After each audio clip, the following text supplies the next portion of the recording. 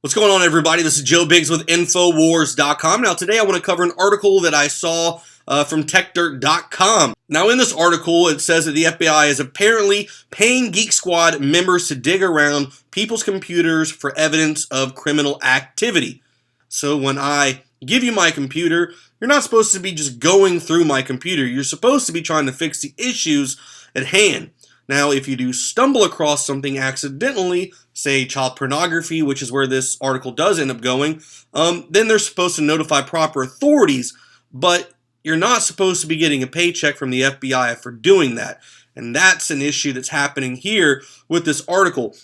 Now, according to court records, Geek Squad technician John Trey Westfall was an FBI informant and reported he accidentally located on Reitenmeyer's, I guess this is the guy who submitted his computer in to be looked at, an image of a fully nude, prepubescent female on her hands and knees on a bed, fully nude with a choker around her neck. This guy was an FBI informant who notified another man who was an FBI informant who alerted a colleague, Randall Ratliff, who was another FBI informant, and then eventually it got to the FBI. And this guy was apparently tied to a series of illicit pictures called the Jenny shots. Agent Tracy Riley seized that hard drive and submitted it into the FBI.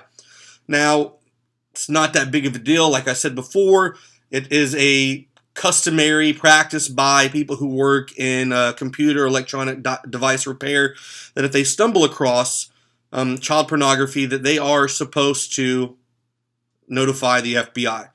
But the issue is the FBI paid this guy to do it. Now we have to go into the Fourth Amendment and what that is. The Fourth Amendment of the U.S. Constitution provides the right of the people to be secure in their persons, houses, papers, and effects against unreasonable search and seizures shall not be violated, and no warrants shall issue but upon probable cause supported by oath or affirmation, and particularly describing the place to be searched and the persons or things to be seized. The ultimate goal of this provision is to protect people's right to privacy and freedom from arbitrary governmental intrusions. Now, setting aside the issue of whether the search of Rattenheimer's computer constituted an illegal search by private individuals acting as government agents, the FBI undertook a series of dishonest measures in hopes of building a case. Now, according to James D. Reddit, Rattenheimer's San Clemente-based defense lawyer, Reddit says agents conducted 2 additional searches of the computer without obtaining warrants, lied to trick a federal magistrate judge into authorizing a search warrant, then tried to cover up their misdeeds by initially hiding records. So that's the issue, is that instead of going through the law and using it the proper way and getting that warrant and providing enough evidence to prove that that warrant is needed to seize and go through that information, they went to Best Buy employee and said, hey, here's a check for $500. Tell us what you see. Is it good that they stopped child pornography from getting out there and they went after a guy who was tied to something like that? Yes, that is good that happened.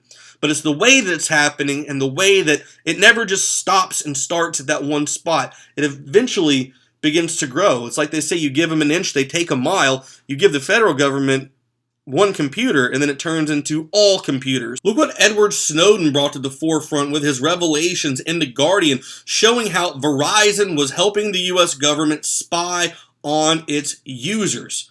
Look at General Petraeus talking about how in the future, your washing machine or your microwave or refrigerator will be listening to your conversations. We now have a new thing by Amazon called Alexa that is a device that sits in your room and can listen to you. There has to be a line drawn in the sand when it comes to what these tech companies can do as far as their involvement with helping the government spy on its citizens. Like I said, we have a Fourth Amendment that clearly states that without a warrant or without reasonable suspicion, you cannot illegally seize or search or go through any of my property. That being my home, you can't go through my car, and you can't go through my laptop computer because you think something.